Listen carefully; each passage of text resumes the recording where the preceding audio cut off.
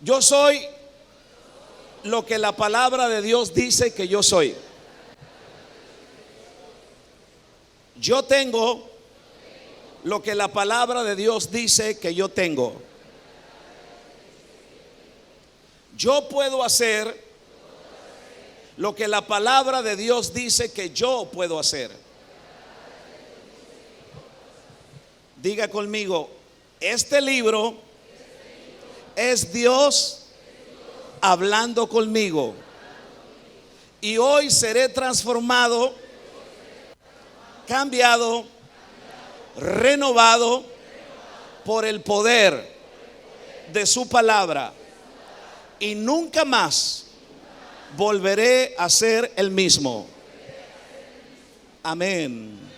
Gloria al Señor. Bueno, entonces abra su Biblia, segunda carta a Timoteo. Voy a leer una palabra ahí. ¿Cuántos me regalan 10 minutos de su tiempo para escuchar la palabra? A ver, 10 minutos. 10 minutos.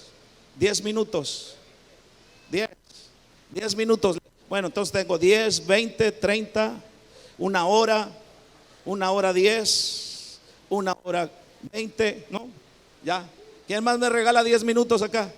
No, ya tengo como 3 horas. Bueno, segunda Timoteo capítulo 3, versículo 1. La Biblia dice de la siguiente manera. ¿Están ahí? Si no, ahí le aparece en la pantalla. También debes saber esto, le dijo el apóstol Pablo a su discípulo Timoteo. También debes saber esto, que en los postreros días vendrán tiempos peligrosos, porque habrá hombres como amadores de sí mismo, ávaros, vanagloriosos, soberbios, blasfemos, desobedientes a los padres, ingratos, impíos, sin afecto natural, implacables, calumniadores, interperantes, crueles, aborrecedores de lo bueno, traidores, impetuosos, infatuados, amadores de los deleites más que de Dios. Luego cheque lo que dice a continuación, que tendrán ¿qué? Apariencia de piedad, pero negarán la eficacia de ella. Y el apóstol Pablo le dice a Timoteo, a estos evita, dice la palabra. Ok, voy a tomar esta escritura porque quiero hablar acerca de las cosas que dice la Biblia que nosotros no podemos fingir. Y ahorita se los voy a explicar, ¿sí? Aquello que nosotros no podemos fingir. En este capítulo 3 de la segunda epístola de Pablo a Timoteo, Pablo inicia con una descripción de lo que nosotros podemos definir, o de lo que tendríamos que definir como la degradación del comportamiento humano, por lo que está diciendo acerca de cómo los seres humanos se comportarán, según lo que acabamos de leer. Y el apóstol Pablo habla de que será un comportamiento en los postreros días, dice Pablo, pero se refería no solo a los tiempos en los que viviría Timoteo o en los que vivía Timoteo, porque entonces uno de repente podría pensar, bueno, los postreros tiempos de los que hablaba Pablo estaba enfocado en lo que estaba experimentando y viviendo Timoteo, sino que ese comportamiento Pablo nos enseña, según la Biblia y según lo que nosotros vemos en nuestro mundo, en nuestras generaciones, ese comportamiento continuaría en aumento entonces hasta los tiempos del fin, según lo que nosotros leemos en la palabra del Señor. Se describe entonces, mis amados, que los problemas mayores en los postreros tiempos no serán causados por cataclismos ambientales ni por el estado de la economía, sino que Pablo está registrando el comportamiento malvado comportamiento que ofenderá a Dios, y entonces que traerán el mayor daño tanto al prójimo como a quienes decidan seguir en estas conductas. El apóstol Pablo está hablando de 19 descripciones, las acabamos de leer, y 19 descripciones del comportamiento de los seres humanos, del comportamiento de las personas. Pero quiero enfocarme, porque no me alcanzaría el tiempo. Cada una de estas descripciones del comportamiento humano tiene muchísimo de qué hablar, pero no quiero enfocarme en las 19, sino quiero enfocarme en la última parte de los versículos que hemos tenido, donde habla que en los postreros tiempos habrá hombres que tendrán apariencia ¿de qué? Apariencia de piedad, dice la Biblia, pero negarán la eficacia de ella. Y sabe, cuando estaba preparando mi sermón para este domingo, me llamó la atención esa parte, porque la apariencia de piedad, mis amados, no es otra cosa que fingir lo que no es verdadero. Eso es apariencia de piedad. Fingir lo que no es ¿qué? Verdadero.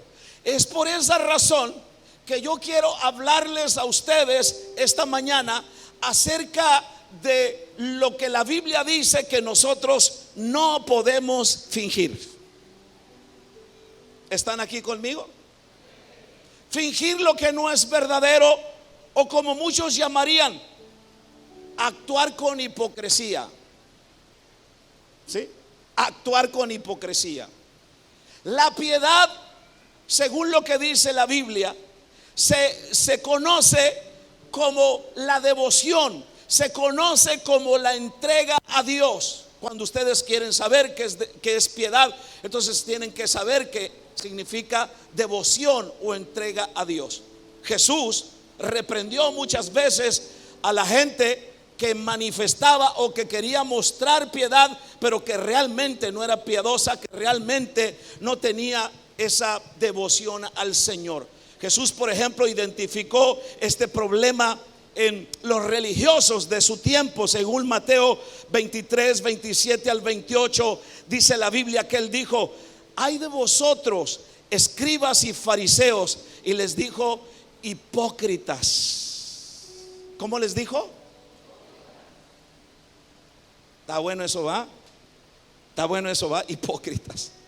Dice: porque sois semejantes a sepulcros blanqueados, que por fuera a la verdad se muestran hermosos, pero por dentro, Jesús les dijo, están llenos de huesos de muertos y de toda inmundicia. Así también vosotros por fuera a la verdad os mostráis justos a los hombres, pero por dentro ustedes están llenos de hipocresía e iniquidad. Jesús habló claramente a los religiosos de su tiempo y les enseñó que eran semejantes entonces a sepulcros blanqueados. Y cuando nosotros leemos la Biblia, mis hermanos, hay mucho de esto. Hay un ejemplo que yo todavía no he terminado mi sermón, no he terminado de preparar este sermón de este capítulo que le comparto. Pero en la historia hay un personaje llamado Roboam. En primer libro de los Reyes, capítulo 14, el versículo 26 en adelante, dice que un día Roboam, siendo el rey de Judá, porque el pueblo de Dios en ese tiempo estaba dividido, y Roboam era el rey de Judá, entonces lo invadió el rey de Egipto. Roboam, hijo de Salomón, su papá le había dejado muchas riquezas, muchos tesoros, y una de las cosas muy preciadas que había dejado para el templo, pues eran los escudos que usaban la guardia de palacio. Y los escudos que ellos usaban eran 100% de oro, dice la Biblia. Entonces, desde lejos, usted sabe, el oro, desde cuando es genuino el oro, y mayormente un escudo que protegía al soldado, desde lejos entonces brillaba. Y un día vino ese rey, creo que llamado Sisac, e invadió Judá y saqueó al pueblo. No solamente saqueó al pueblo, pero además saqueó los bienes de la casa del Señor. Y entre las cosas que este rey se llevó fueron los escudos de oro. Pero algo pasó ahí. Roboam, como que yo lo interpreto de esta manera, como que el rey Roboam toma las cosas a la ligera, ¿sí? Como que Roboam no quiere, como que Roboam no quiere mostrar su derrota, como que Roboam quiere demostrar algo diferente tal vez a otras naciones, o tal vez a sus hermanos de Israel, mostrarles que todo estaba bien. Entonces la Biblia dice que Roboam se mandó a hacer escudos de bronce. En lugar de ser escudos de oro, se mandó a hacer escudos de bronce. Según el primer libro de los Reyes, capítulo 14, del 26 al 27, decide sustituir los escudos de oro de su padre, el rey Salomón, que se los habían robado, como se los estoy diciendo, y manda a hacer escudos de bronce. Y ustedes saben que hay una similitud, algo parecido entre el oro y el bronce en cuanto a brillo. Y desde lejos podrían entonces verse como si fuera de la misma calidad. Cuando los ejércitos vinieran de nuevo otra vez, entonces lo primero que verían era el brillo. Porque si tú le sacas brillo al bronce, no sé si a ti te pasó que en algún momento tú vendiste o a ti te vendieron, esos camaradas que andan por la calle, entonces te andan con un trapito y con una torsal o una cadena y te dicen: mire señita, mire jefecito, se lo vendo, es de oro, y te lo andan tallando, ¿no? Así, ¿cierto? Mira cómo brilla, y traen ahí el líquido para que se mantenga con brillo. Y si tú te vas con la viada, entonces te sacan el dinero en el que ellos te lo pudieron haber vendido, entonces tú te lo pones. ¿Y qué pasó? O sea, al rato, hermano, traes el cuello verde, ¿cierto? Y tu mujer te dice: mira, ¿por qué traes el cuello verde? Pues, ¿por qué trae el cuello verde? Pues era algo similar con el bronce, parecido al oro, pero no era el oro. Y eso precisamente estaba haciendo el rey Roboam, fingiendo que todo estaba bien. De lejos podrían verse los escudos como si fuera de la misma calidad, pero de cerca se daba uno cuenta que no era así. Era una apariencia engañosa. La persona, mis amados, la persona que finge lo que no es, atención, la persona que finge lo que no es, tarde o temprano sufrirá las consecuencias de sus actos y del daño que haya causado a quienes creyeron en él o a quienes creyeron en ella. Hay que tener presente lo que dice Lucas 8:17. Dice así: nada hay oculto que no haya de ser descubierto, ni escondido que no haya de ser conocido y de salir a la luz. ¿Cuántos me están escuchando? ¿De veras me está escuchando? Entonces, yo le quiero hablar a usted acerca de 3 cosas que dice la Biblia que tú no puedes fingir. Número uno, lo que dice la Biblia, para que luego no me eche la culpa a mí. Por eso yo le digo lo que dice la Biblia. Lo primero que no podemos fingir es el amor. ¿Qué no podemos fingir? La Biblia dice, Romanos 12:9, el amor sea sin fingimiento. ¿Cómo debe ser el amor? Aborreced lo malo y seguid lo bueno. Ahora, yo quiero que usted entienda esto. Cuando se pierde la sinceridad en el amor, mis amados, se pierde todo. Todo se pierde. Muchos dicen amar, pero solo lo hacen de labios. Y si hubo algo que el Señor reclamó a su pueblo, fue precisamente aquello que decían de labios, pero no en hechos. Jesús dijo, o la Biblia dice la Biblia, este pueblo de labios me honra, pero su corazón, ¿qué? Está lejos de mí.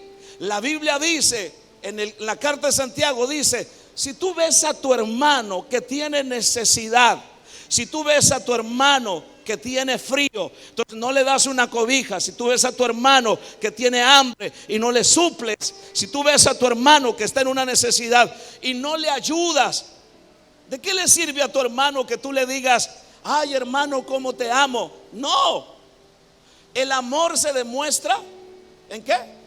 En acciones. ¿Cuántos me están escuchando en esta hora? En lo que tú haces por la persona. Entonces muchos dicen amar solo de labios, pero con sus hechos demuestran lo contrario. Esto sucede mucho en aquellos que dicen amar a Dios. Dice, yo amo a Dios, pero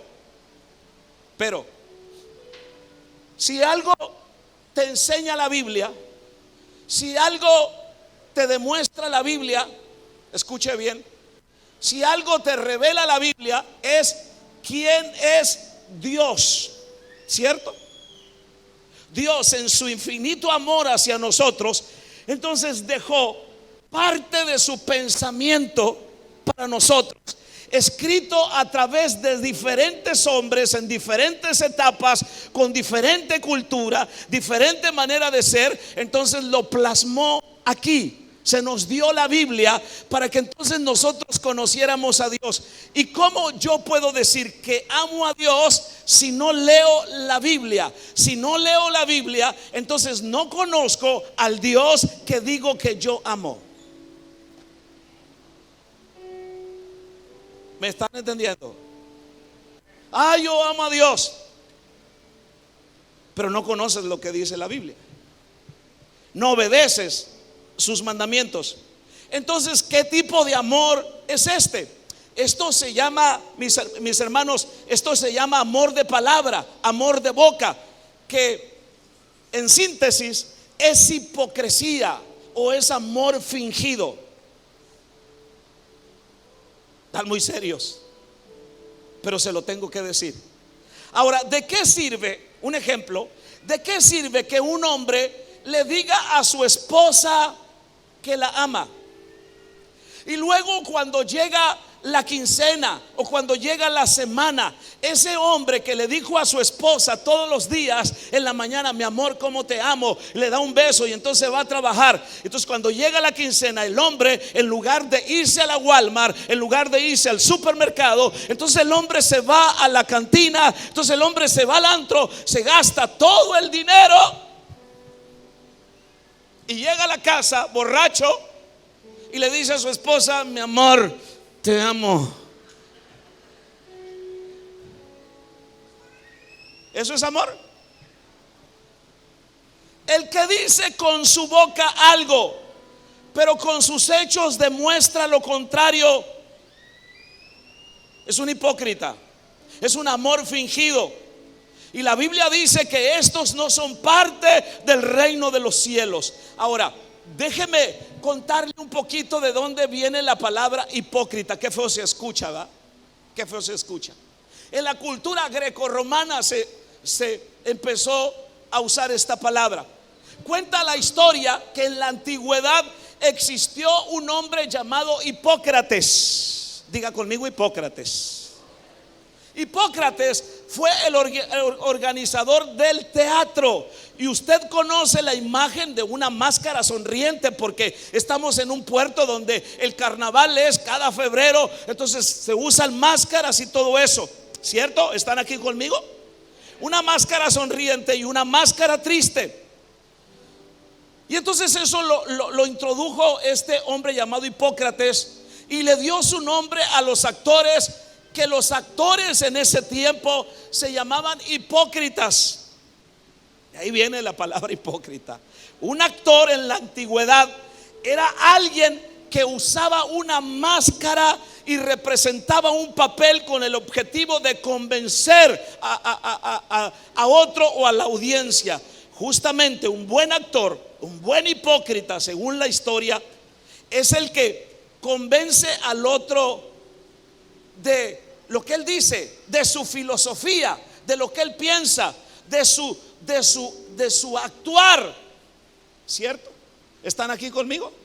Ahora, en el principio, ser un buen hipócrita, en otras palabras, un buen actor, no era algo malo. Sin embargo, la palabra con el correr del tiempo ha terminado siendo una palabra negativa, porque hipócrita es alguien que simula, un simulador.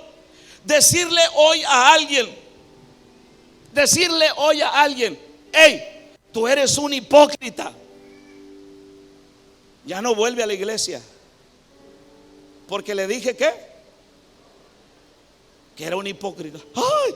Me ofendió, dice la gente. ¿Me están escuchando? Ahora, las generaciones, mis amados, las generaciones son cada vez más perversas. Las generaciones son cada vez más violentas, cada vez son más homicidas, más corruptas, hay más ladrones, etcétera, etcétera. ¿Por qué? Porque no han amado lo bueno, sino que más bien están amando lo malo. En ese sentido, la naturaleza gime, dice el apóstol en la carta a los Romanos, gime esperando el día de la redención, porque la maldad de los hombres ha afectado la misma naturaleza, y usted lo sabe igual que yo. Es que amar, escuche bien, no aman lo bueno, porque amar lo bueno significa sacrificio. ¿Qué significa amar lo bueno? ¿Cierto? Amar lo bueno significa sacrificio. Yo te lo pongo en el ejemplo más sencillo, más claro y más cotidiano de la vida. ¿Cierto? Tú estás esperando que el semáforo cambie a verde. Tienes una fila de carros antes que tú. Tú estás apresurado porque quieres llegar o porque ya definitivamente eres impaciente. Al que está delante de ti, el semáforo va a cambiar a verde, se pone en rojo y se le paró su carro porque se le acabó la gasolina.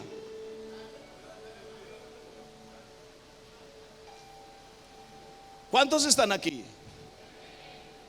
¿Qué hacemos? La mayoría de las personas entonces comenzamos a usar el pito. Empezamos, sacamos la vuelta y cómprate una nueva.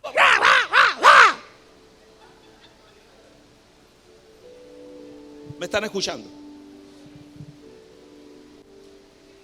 Porque amar lo bueno significa ¿qué?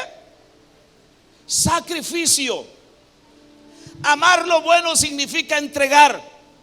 Amar lo bueno significa dar algo de nosotros. Y el mundo egoísta, por supuesto, que no quiere dar sin recibir. Y entonces, como necesita recibir y no dar, ¿qué hacen? Se dedican a hacer lo malo, lo cual puede producir frutos inmediatos, pero son frutos de maldad. Eso es lo que la Biblia dice. El enemigo o el diablo también bendice y está dispuesto muchas veces a darte lo que tú quieres, a darte dinero, a darte posesiones, a quienes se dejen usar como instrumentos de maldad. Por eso es que los han mantenido a personas en el narcotráfico y en el lavado de dinero, y del lavado de dinero, del narcotráfico, obtienen muy buenos resultados económicos. Eso es lo que nosotros estamos viendo. Si queremos ser sinceros en nuestro amor como iglesia, porque todo esto todo este tipo de vida egoísta, de la manera como vive nuestra generación, puede afectar, puede contaminar la vida de cada uno de nosotros. Entonces nosotros tenemos que ser apegados a lo que Dios dice. Necesitamos conocer el principio de la palabra del Señor para entonces marcar una diferencia en nuestra generación. Si queremos ser sinceros en nuestro amor, entonces es importante que entendamos lo que Pablo quiere decir cuando dice amor, porque Pablo usa la palabra para amor aquí, y Jesús la usó en otras ocasiones. Usa el término ágape. Hay varios tipos de amor. Está el amor filial, está el amor eros, está el amor fraternal, ¿cierto? Pero el amor del que está hablando Pablo acá y en otras palabras es el amor ágape. Y el amor ágape tiene que ver 100% con Dios. ¿Sí? 100% con Dios. El amor filios o el amor filial es: yo amo a mi familia. El amor fraternal es: yo amo a mis hermanos. ¿Sí? El amor eros es el sentimiento que se tiene hacia la esposa, hacia el hombre o hacia la mujer. Pero el amor ágape no tiene nada que ver con estos. Tiene que ver con que aunque este te haga mal, tú le haces un bien. Tú no le pagas con mal. ¿Por qué razón? Porque tú tienes el amor de Dios en tu corazón. Alábale si puedes.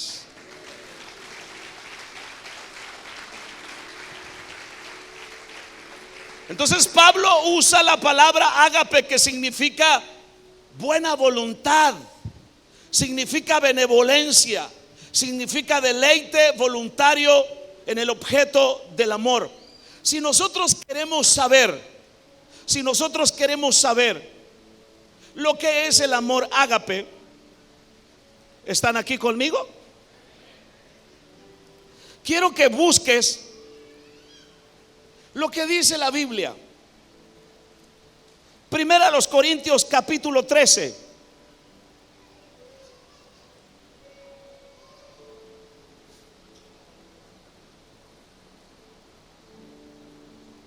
Dice la Biblia, el amor, versículo 4, el amor es sufrido, es benigno. El amor no tiene envidia. El amor no es jactancioso. El amor no se envanece. No hace nada indebido. No busca lo suyo. No se irrita. No guarda ¿qué? Rencor. No se goza con la injusticia, mas se goza de la verdad. Todo lo sufre, todo lo cree, todo lo espera, todo lo soporta. El amor nunca deja de ser. Y está haciendo una comparación, está hablando de los dones también, y dice: se van a acabar un día. Pero lo único que no se va a acabar en tu vida es el amor. Y el amor de Dios. Entonces ágape se usa para describir el amor que es de Dios, cuya naturaleza misma es el amor mismo. La Biblia dice, primera de Juan capítulo 4 versículo 8, Dios es amor. Dios no solo ama, Él es amor. Entonces Dios es la esencia ¿de qué? Del amor. Y si tú y yo somos hijos de Dios, algo que nosotros necesitamos cultivar continuamente es el amor de Dios en nuestros corazones. Qué bueno por el gozo, qué bueno por la danza, qué bueno por todo eso. Pero si queremos ser genuinos discípulos, si queremos ser verdaderos hijos de Dios, algo que nosotros necesitamos cultivar se llama el amor de Dios en nuestras vidas. ¿Por qué mucha gente se aleja de las cosas de Dios? Porque pierde el amor de Dios. Y si pierdes el amor de Dios, pierdes la pasión por las cosas de Dios, pierdes la pasión por la oración, oración, pierdes la pasión por la lectura de la palabra, pierdes la pasión por la adoración, se te acaba todo eso, te enfrías, te vuelves una persona indiferente y apática, y al final tu vida termina siendo una historia de que un día conociste al Señor, pero que luego te alejaste porque perdiste su amor en tu corazón.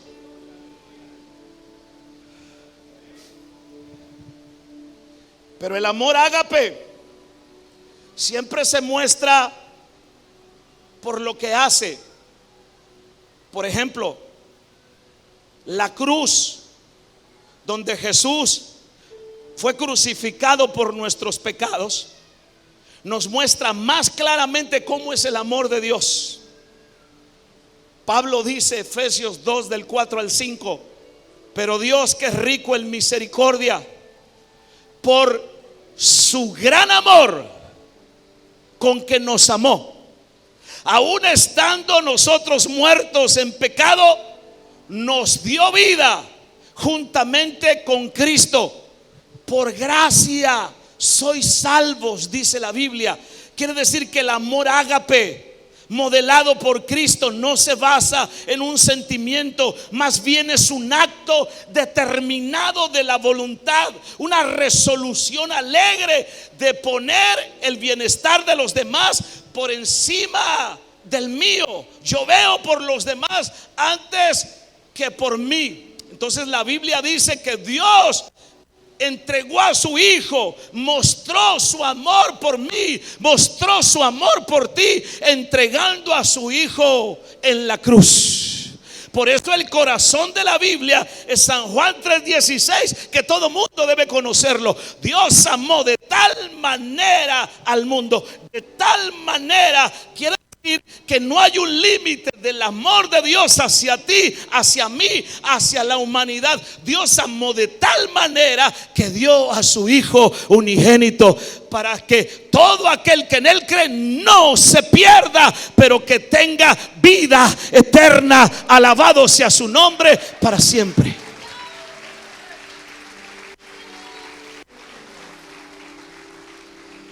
Entonces nosotros no podemos fingir el amor.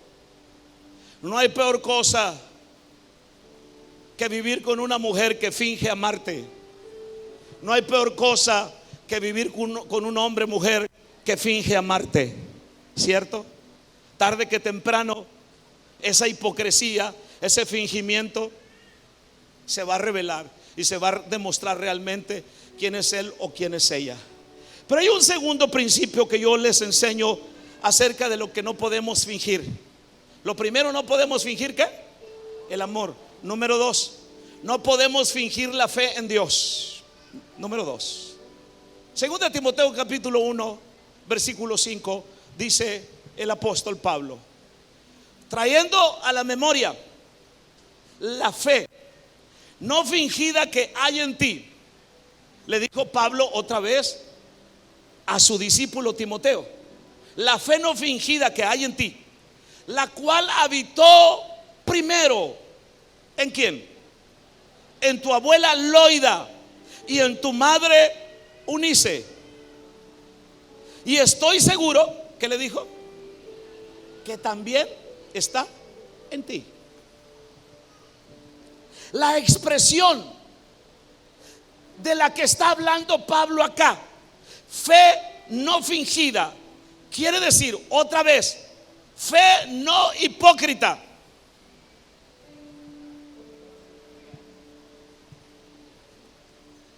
Que si tú dices ser un hombre de fe, que si tú dices ser una mujer de fe, entonces tu fe tiene que ser genuina.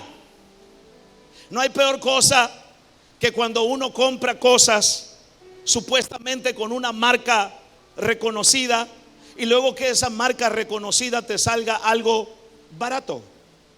En alguna ocasión había una marca que fue muy famosa, hay muchísimas ahora.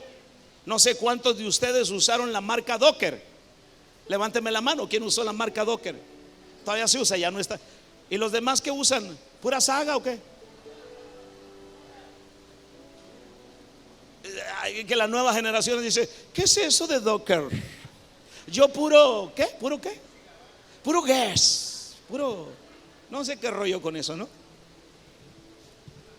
Y entonces en ese tiempo yo me recuerdo que fui a una ciudad y llegué a una tienda donde entonces vi camisas muy bonitas. No era casado y entonces de lejos yo vi Docker.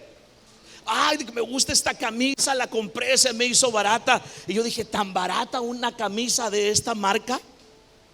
Me la puse, la estrené, lo que ustedes quieran. ¿Sí? Cuando la lavaron, entonces la camisa quedó chiquita y toda veteada. Ah, caray, dije yo entre mí, pues ¿qué pasó aquí? Y ya voy a la marca, no decía Docker, decía Póker. Dije yo, me engañaron. Échale, hermana Marta. ¿Me escucha? No hay peor cosa que cuando uno finge algo. ¿Sí? Yo he visto muchos fingir la fe.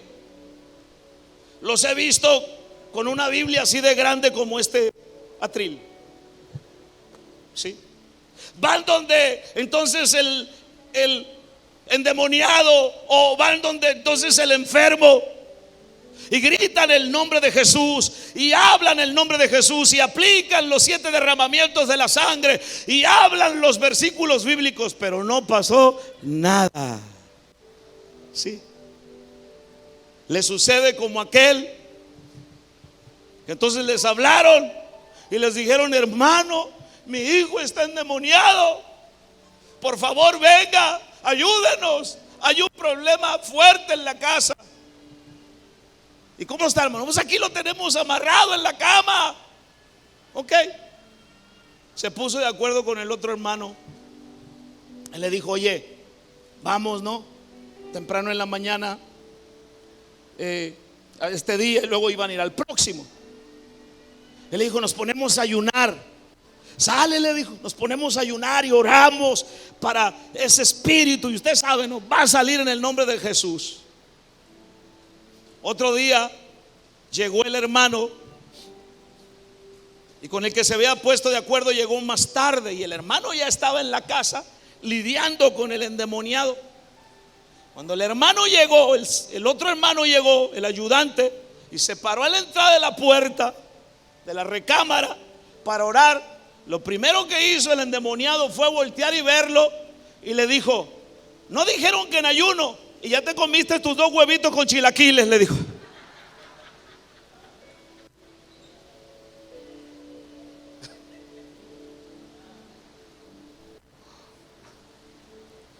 La fe fingida. El Señor nos está pidiendo fe genuina. Fe genuina, fe coherente con lo que dice Dios en su palabra, ¿cierto? Con lo que dice Dios en su palabra. Es una fe que no aparenta, es una fe sin máscaras, es una fe sustentada en las sagradas escrituras, es una fe que manifiesta una vida fundamentada en la experiencia real y personal con Jesucristo. Este tipo de fe no fingida trasciende a las generaciones y produce frutos. La fe no fingida debe ser un legado que se establece en nuestras generaciones. La Biblia dice que Loida era la abuela de Timoteo, la madre de Eunice, y por las expresiones del apóstol fueron mujeres de fe y de testimonio poderoso. Si Pablo la menciona o las menciona como alguien que vivieron la fe, alguien que experimentaron, que tuvieron un encuentro con Jesús, no fueron mujeres que vivieron una fe fingida. Y es que Pablo las había conocido, qué sé yo, mis hermanos, pero escuche bien, la fe genuina y no fingida se desarrolla en una relación íntima con Jesús.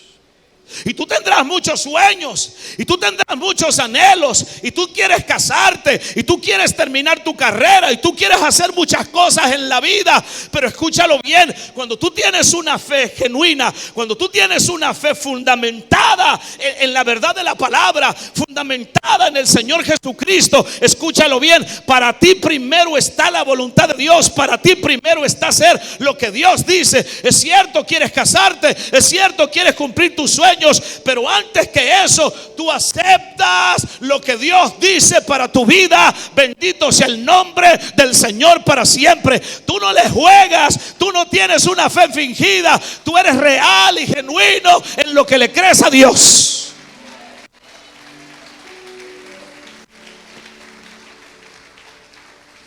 Alabado el nombre del Señor. La fe se tiene por la conexión con Dios, genuina. La fe te lleva a conquistar lo inconquistable, la genuina.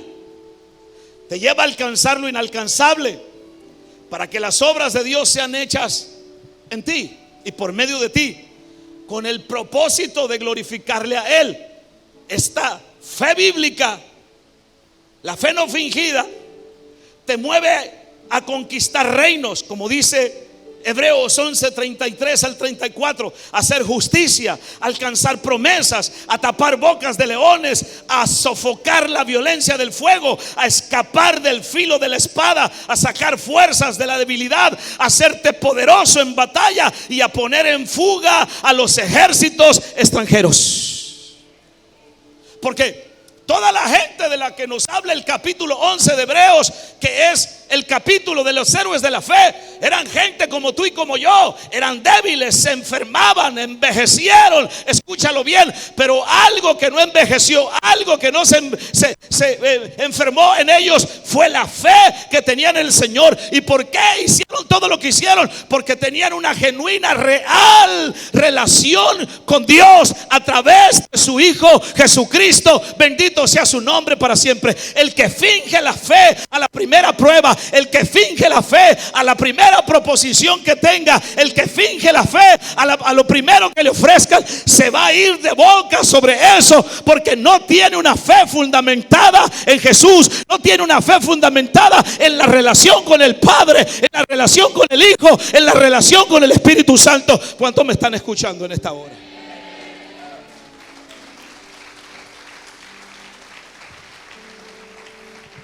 Ninguno de nosotros puede obtener tal convicción, excepto cuando Cristo mora en nuestro corazón. Entonces, como estas mujeres, como Loida o como Eunice, vamos a experimentar una fe auténtica, una fe tan poderosa que incluya no solamente a nuestros hijos, pero que va a incluir a nuestras próximas generaciones.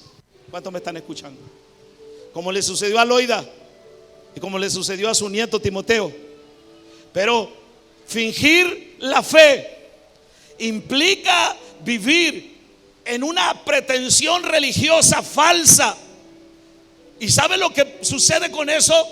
Eso le falta el respeto a Dios. Cuando tú y yo vivimos en una fe fingida, lo que no es la fe de la Biblia, lo que no es una fe que nos conecta con nuestra relación con Dios, entonces le estamos faltando el respeto a Dios, porque hablamos del nombre de Dios, porque usamos el nombre del Señor para cosas. Y uno de los mandamientos dice: no usarás el nombre del Señor tu Dios en vano. Y cuando tú tienes una fe fingida, entonces tú estás usando el nombre de Dios en vano.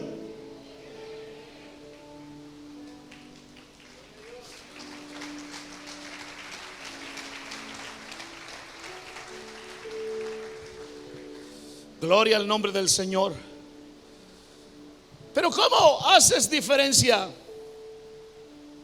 de una fe fingida y una fe verdadera?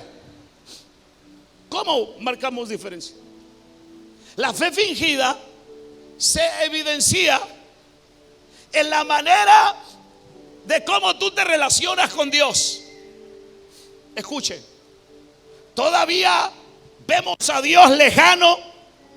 Tal vez tenemos temor de Él, No podemos decirle Padre, podemos creer en Él y aún, escucha bien, defender su existencia en las acusaciones con los ateos, con los incrédulos, pero no podemos decir que somos hijos de Dios y no tenemos la capacidad de decir que Él es nuestro Padre. En eso se marca una diferencia entre la fe fingida y la fe verdadera. El que tiene una fe verdadera puede hablar del Padre, puede hablar de Dios como Padre, habla de Dios como la persona más cercana a su vida, habla del sacrificio en la cruz del Calvario, no que sucedió hace miles de años, sino que sucedió ahora en este tiempo para bendición de los demás. Hace de la palabra no un libro histórico, hace de la palabra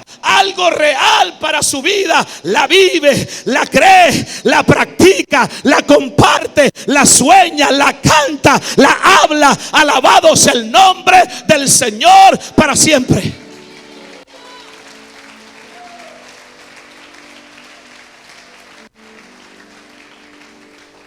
Gloria a Dios. Un creyente genuino ha recibido el Espíritu Santo para una relación, y por medio del Espíritu Santo él puede decir a su Dios, al Dios creador, le puede decir Abba Padre, le puede decir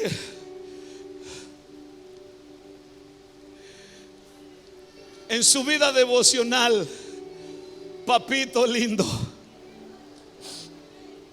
En sus momentos más adversos, en sus tiempos más difíciles, cuando todo parece oscuro en su caminar, a él no le importa, tiene tal acercamiento con ese Dios que le dice Abba Padre, papito lindo, te amo. No puedo ver adelante, no puedo ver lo que hay adelante, pero papito, estás conmigo, porque tú dijiste, si pasas por las aguas no te vas a negar, y si por el fuego no te vas a quemar. Voy a pasar por las aguas, voy a pasar por el fuego, eso no importa. Lo que importa es que tú vas conmigo, porque tú eres mi Abba, tú eres mi papito, tú estás conmigo en los tiempos buenos y en los tiempos malos. Alabado sea su nombre para siempre. Eres mi Abba. Wow. Wow. Yo siento al Señor en esta mañana aquí. Wow. Gloria al nombre del Rey.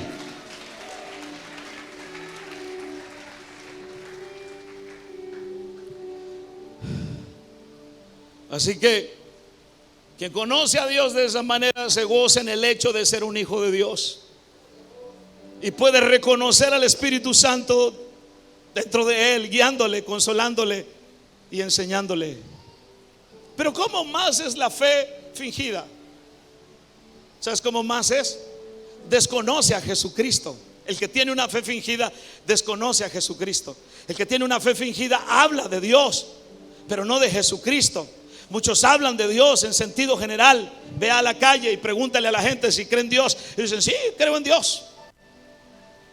Sí, pero es hablar de manera general, pero no de Jesucristo como Dios encarnado. Como dice San Juan capítulo 1 versículo 1, como dice el versículo 14, el verbo se hizo carne y vimos su gloria, gloria como la del unigénito del Padre, habitó entre nosotros. No pueden hablar así de Jesucristo. Hablan de un Dios lejano, hablan de un Cristo que no conocen, hablan de un Cristo que tienen pegado en la cabecera de su cama, pero no hablan del Cristo que cambia, del Cristo que transforma, del Cristo que vive dentro de sus corazones, del Cristo que vive a la par, que palpita su corazón. Bendito sea su nombre para siempre. No hablan de ese Cristo porque no lo conocen, porque su fe es fingida.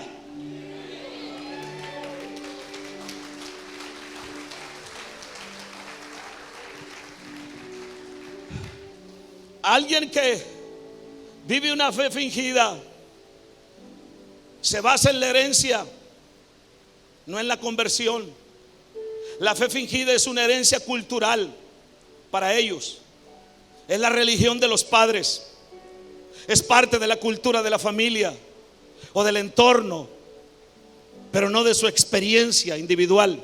Ahora, la fe genuina no está ajena a los antepasados, a la familia, pero de manera distinta, no excluyendo la necesidad de la experiencia personal, individual. La abuela, mi abuela, la mamá de mi mamá, las dos partieron con el Señor. Mi abuela partió primero. Yo fui el primero que me convertí en casa. Un vago. Nadie daba un 5 por mí, ni un cacahuate. El cacahuatero pasaba vendiendo cacahuate por la casa. ¡Cacahuates! Y decían: te cambia el Manuel por un cacahuate. Y el cacahuatero decía: no. Estoy bromeando con ustedes, no se crean. Pero mi vida era así. Y me acuerdo que yo iba a visitar a mi abuela, porque yo fui el primer convertido en la familia, y le hablaba de Cristo. Y le decía: abuela, necesitas convertirte a Cristo. En la Biblia hay una doctrina que se llama el arrebatamiento. Y abuela, un día los creyentes convertidos y que vivimos bien para el Señor nos va a levantar.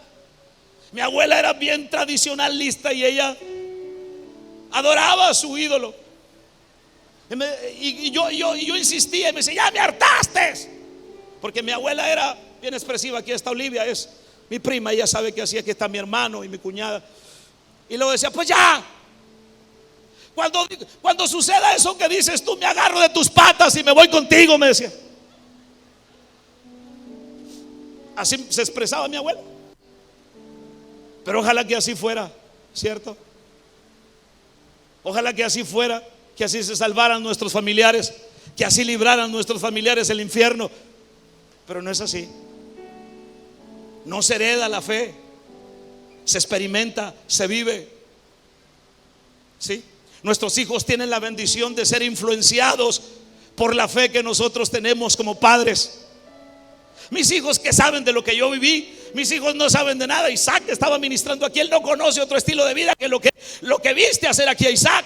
Mi hija Claudia igual, lo mismo, no tocó ministrar ahora, pero ellos no saben otra cosa que lo que es Dios. Pero tuvieron que tener su propia experiencia con Dios para comenzar a caminar en su propio camino de fe, crecer en su propio camino de fe, conocer a Dios realmente como tú lo conoces. Padre, no se conforme con sus hijos vengan a la iglesia. No, lleve a sus hijos a experimentar al Dios de la Biblia, y sus hijos van a experimentar al Dios de la Biblia cuando usted tenga una fe genuina, no fingida.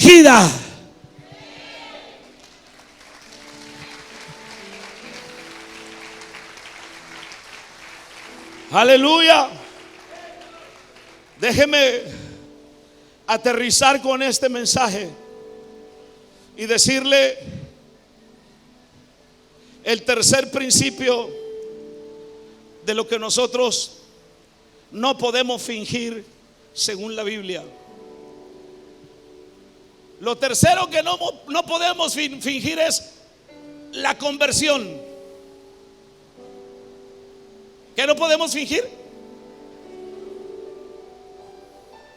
El ser creyente, el ser discípulo. Y yo dije, les hablo de eso porque ninguno de los que están aquí fingen su fe. ¿Quién? O fingen ser convertidos. ¿Quién que finge ser convertido quiere estar en un ambiente como este? De calor, no me refiero a la atmósfera espiritual. Y si usted me pregunta, pastor, ¿hay iglesias con gente que no son salvos, con conversiones fingidas? Sí. Aquí en la iglesia hay gente con conversiones fingidas. Sí. Déjeme mandar traer la lista, tráeme la lista de las conversiones no fingidas. No se crea. No vaya usted a estar por ahí en el libro de los que tienen una conversión fingida.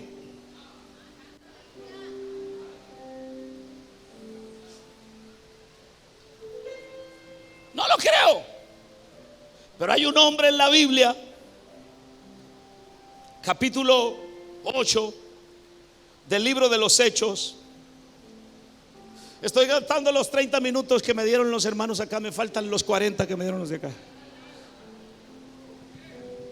Alábale que no es de yeso. Alábale que no es de palo.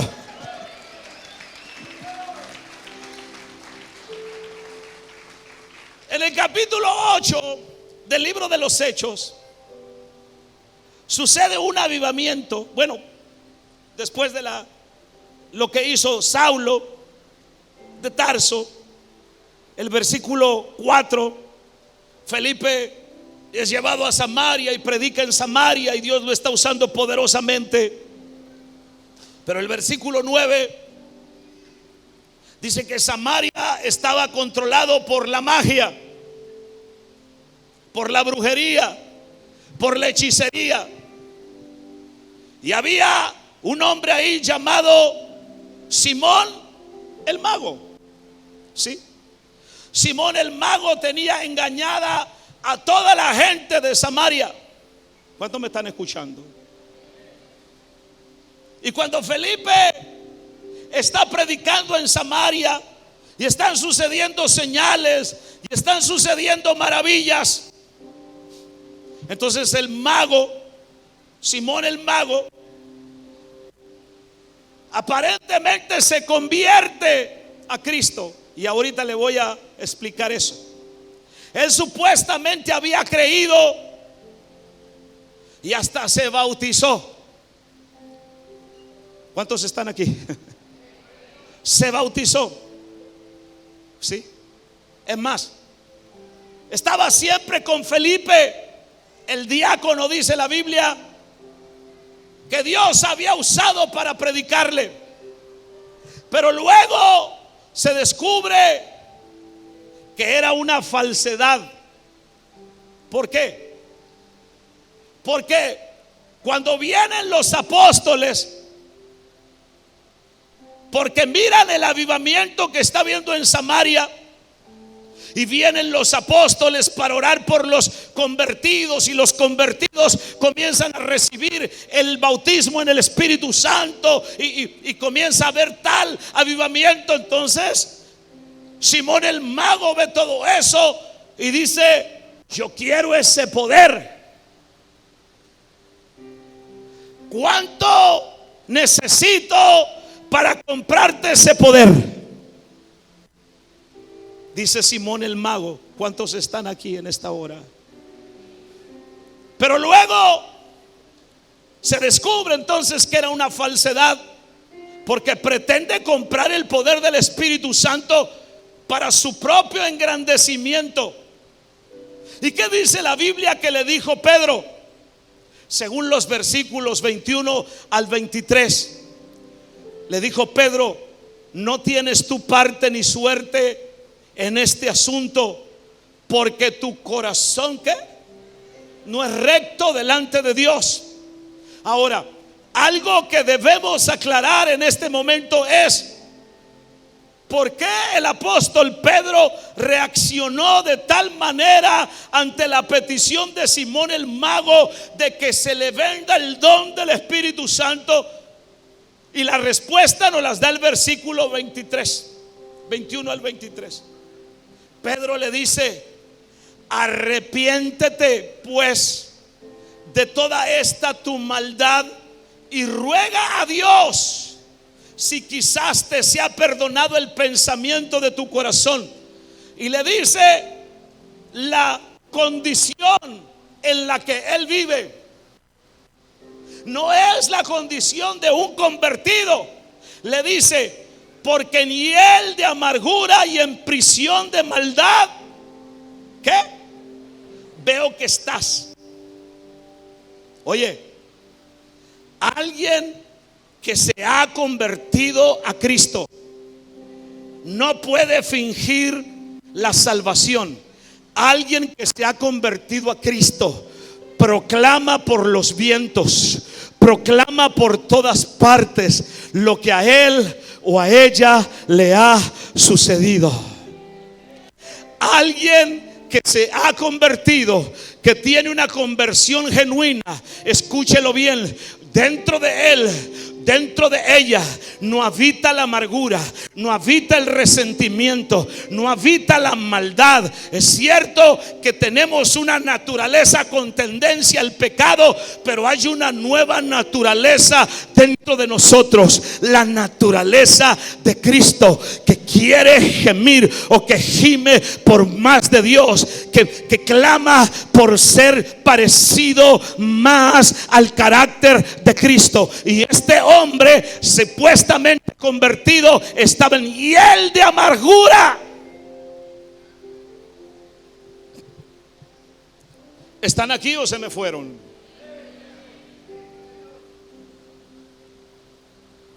Le dice Pedro: arrepiéntete. Arrepentirse no es llorar en el altar, no es darse golpes de pechos para luego volver a practicar los mismos malos hábitos o los mismos pecados que todo el tiempo se han practicado. Arrepentirse es tener un cambio de mentalidad seguido de un cambio de actitud.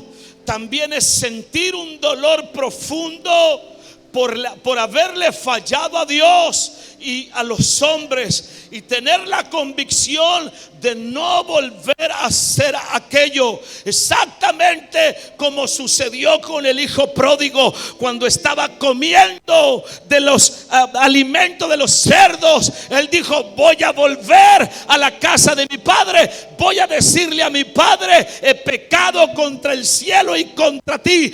Cuando él fue en arrepentimiento, el padre lo abrazó, el padre le dio vestido, le dio sandalia y le puso anillo en su dedo y le hizo fiesta, porque su hijo que había muerto había resucitado, ahora había vuelto a casa. Eso se llama genuina y verdadera conversión.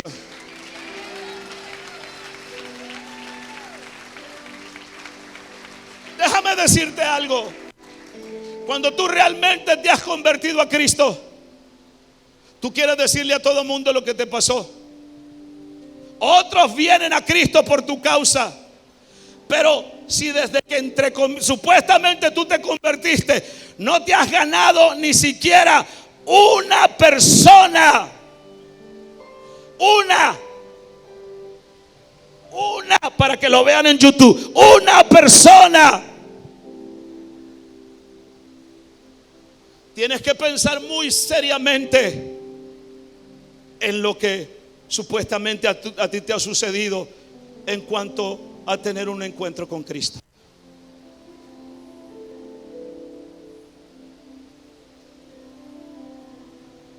¿Me están escuchando? Bueno, yo soy su pastor y se los tengo que decir. Eso es lo que significa arrepentirse. Pero tristemente, para él, para Simón, todo fue un truco de magia. Simón nunca se arrepintió. Simón nunca nació de nuevo. Simón nunca dejó de ser un brujo. Simón nunca dejó de ser un hechicero. Simón nunca dejó de ser un mago. Por lo menos desde mi punto de vista y lo que yo leo en la palabra del Señor. Y te lo explico porque ante esta afirmación que te estoy diciendo, Simón nunca tuvo una verdadera conversión. Alguien podría decir: pastor, yo creo que Simón sí nació de nuevo, por lo que dice el versículo 13. ¿Qué dice el versículo 13? ¿Están aquí, mis amados? Ya no, ya está el amén muy lejos. ¿Qué dice el versículo 13? También creyó Simón, y habiéndose bautizado, lea.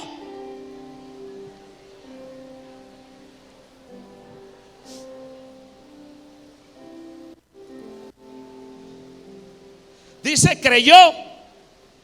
Número 1, diga conmigo: creyó. Número 2, se bautizó.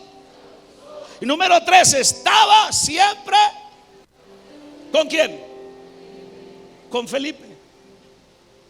¿Sí?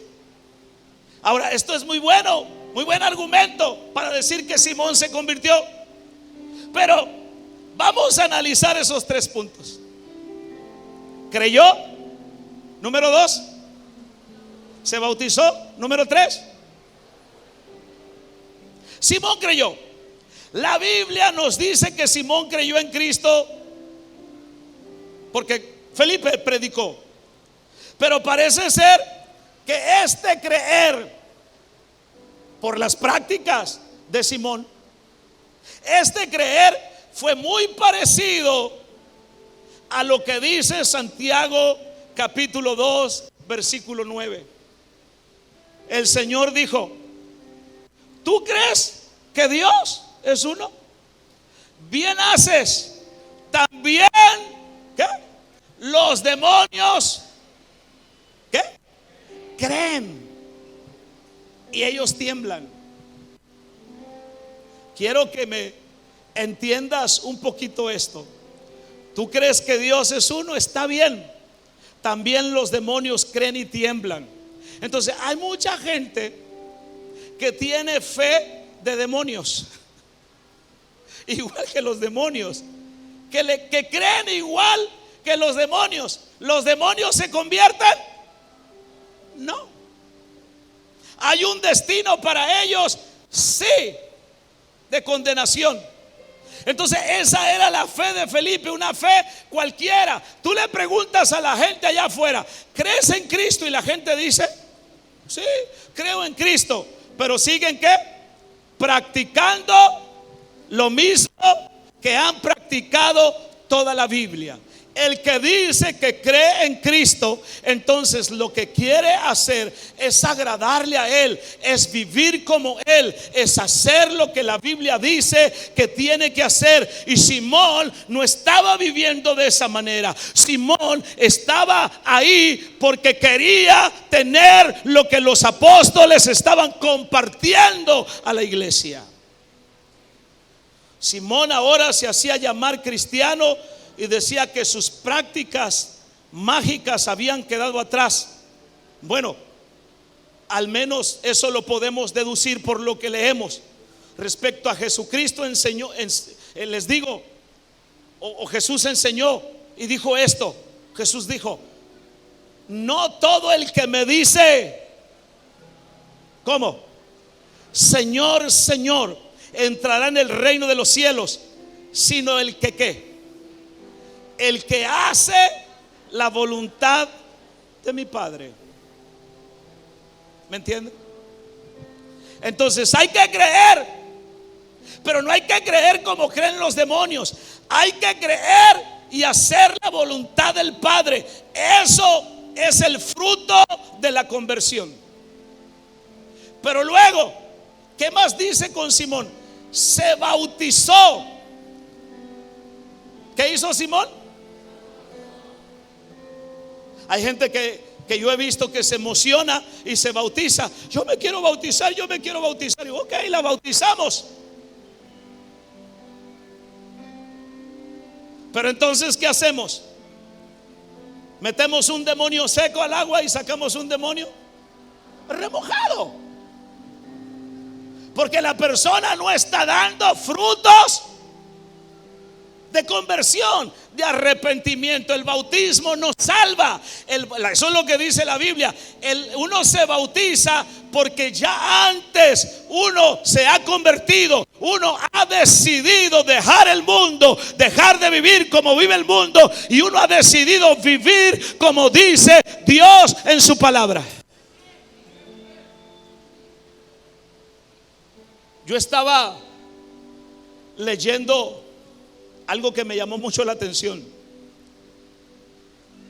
No sé cuántos de ustedes han oído acerca de la catalepsia.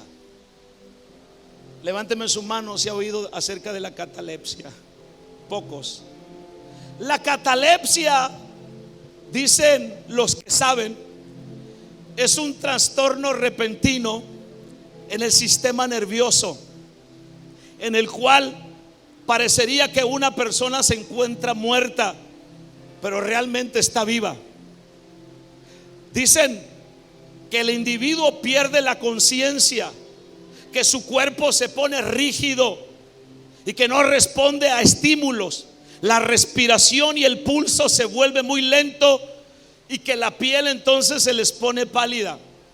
Normalmente puede llegar a durar 3 días en los cuales la persona, en ese estado de muerte aparente, la persona puede ser enterrada y despertar dentro del ataúd. Dicen que los que mayormente padecen esto son aquellos que tienen el problema de la esquizofrenia. Pueden padecer esto. Yo leía sobre eso y me llamó la atención. Lo disfruté aprender, porque Simón el mago fue enterrado vivo. Diga conmigo, Simón el mago fue enterrado vivo. Por supuesto que estoy hablando en un sentido figurado. Lo que quiero decir es que él se bautizó sin haber muerto a su vieja naturaleza de brujo y de hechicero. ¿Cuántos hombres y mujeres han sido bautizados en agua, pero nunca han muerto a su vieja naturaleza? Nunca murieron a su vieja naturaleza. Tenían catalepsia espiritual. Se bautizaron, pero realmente su vieja naturaleza estaba tan viva como ellos lo pueden estar. Si tú realmente quieres no fingir la conversión, mi amado hermano, entonces conviértete realmente a Jesucristo como tu Salvador. Realmente arrepiéntete de tus pecados como te tienes que arrepentir. Vienes a la iglesia, qué bueno. El venir a la iglesia, el estar aquí, habla de la oportunidad que Dios te está dando para que te vuelvas a Él. Escúchalo bien. No estás consciente de la muerte, no estás consciente que a la vuelta de la esquina tu vida puede terminar, mi vida puede terminar. Y si tú no estás preparado, y si tú no te has vuelto al Señor en arrepentimiento, tú te mueres, entonces tendrás una condenación eterna. Por eso Cristo te está llamando al arrepentimiento. Lo que te pasó era de muerte, estás con vida. ¿Sabes por qué estás con vida? Porque Dios te está dando una nueva oportunidad. Vuélvete a Él, arrepiéntete, conócelo, ten un encuentro con Él, vive para Él, y entonces estarás seguro si partes de esta tierra. Eso se llama genuina conversión.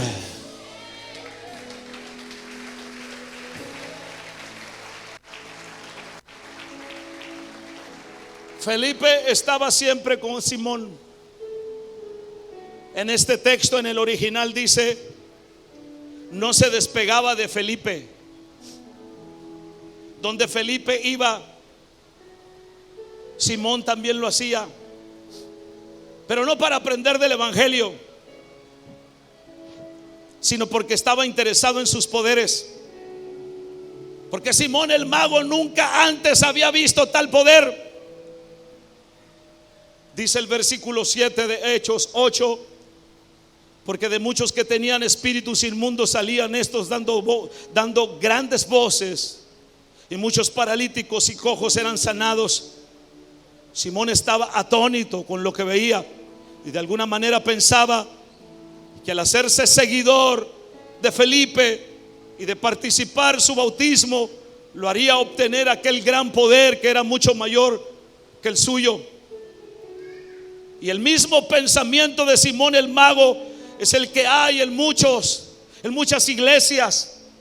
Dios a mí me ha dado la bendición de ir por algunos países a predicar la palabra del Señor, y donde quiera es la misma. Donde quiera hay mucha gente con una conversión fingida, creyendo que el hecho de ir o de reunirse en la iglesia y de ser bautizado o de llamarle cristiano, con eso es suficiente. Mis amados, es el tiempo de una generación diferente. Mis amados, es el tiempo de una genuina iglesia. Mis amados, es el tiempo de que la iglesia comience a vivir lo que Dios dice en este libro sagrado, en este libro bendito. Mis amados, es el tiempo de una generación en verdad poderosa. Mis amados, es el tiempo de la generación de Felipe, una generación que conoce a Dios, una generación de fe que impacta toda una ciudad. Un solo hombre impactó una ciudad. ¿Sabe por qué? Porque en verdad Felipe conocía al Señor. Si en verdad tú conoces al Señor, tú no puedes estar quieto, tú no estarás en paz. Tú le dirás a todo mundo: el Cristo que te salva, el Cristo que te amó, el Cristo que sembró su fe en tu corazón, el Cristo que hizo milagros en tu vida, alabado sea su nombre para siempre. Llegó el tiempo de dejar la hipocresía, llegó el tiempo de vivir para Dios como Él está pidiendo.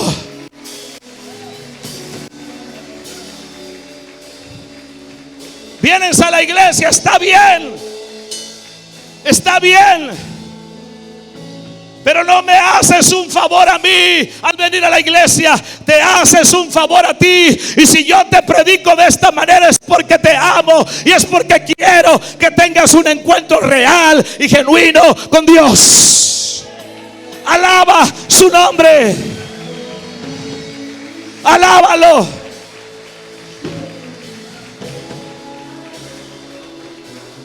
Déjame terminar con lo que dice la Biblia. El apóstol Pablo dice, segunda a los Corintios 13:5: examinaos a vosotros mismos si estáis en la fe. Pruébense a ustedes mismos.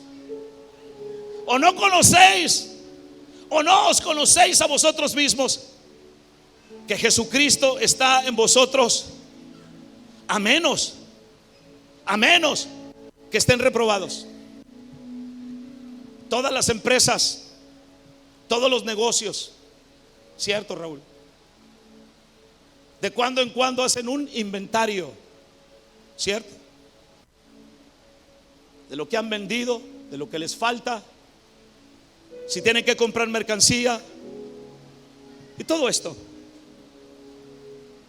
Todo hijo de Dios, todo creyente, de tiempo en tiempo necesita hacer un inventario, necesita examinarse a sí mismo. Dice el apóstol Pablo: si todavía permanece en la fe. Vienes a la iglesia, qué bueno. Tocas un instrumento, qué bueno. Te casaste con alguien de la iglesia, qué bueno. Y eres parte de la iglesia porque tienes conexiones con los hermanos pero ¿qué pasa si Cristo viene y en verdad tú no tienes una fe genuina? En verdad tú no tienes una conversión genuina, en verdad tú no tienes un amor genuino. ¿Qué va a pasar con tu vida? El apóstol Pablo dice: examínate. Y examinarte no significa compararte con otros y decir, porque algunos se comparan conmigo y dicen: es que yo ya no voy a la iglesia porque ese pastor es un esto, es un lo otro. Espérame poquito. Yo no hice nada por ti, ni por tus padres, ni por tus hermanos en la cruz del Calvario. Quien hizo eso por ti es Cristo. Y si alguien me va a juzgar a mí, no eres tú. Y si alguien te va a juzgar a ti, no soy yo. Si alguien me va a juzgar a mí, se llama Espíritu Santo, se llama Jesús. Yo seré juzgado, pero no tú, no yo a ti. Examinarte no significa compararte con otros y decir: yo soy mejor que el hermano, por tanto yo estoy bien. Examinarte no significa comparar tu madurez con la inmadurez de otro y decir: yo vivo en santidad mejor que el otro, yo soy mejor que el hermano, por tanto yo sí soy cristiano. Examinarte no significa comparar el poco conocimiento que tiene tu hermano de la Biblia con tu conocimiento tal vez abundante de la Biblia y decir: yo conozco más Biblia que el hermano, yo soy mejor que ese hermano, por tanto yo soy cristiano. Este autoexamen es para saber, dice el apóstol, si estás en la fe verdadera. Este autoexamen es para saber si realmente permaneces en la conversión. Este autoexamen es para saber si tu amor no es fingido, pero que tu amor sea genuino hacia Dios. Examínate a ti mismo, dice el apóstol Pablo.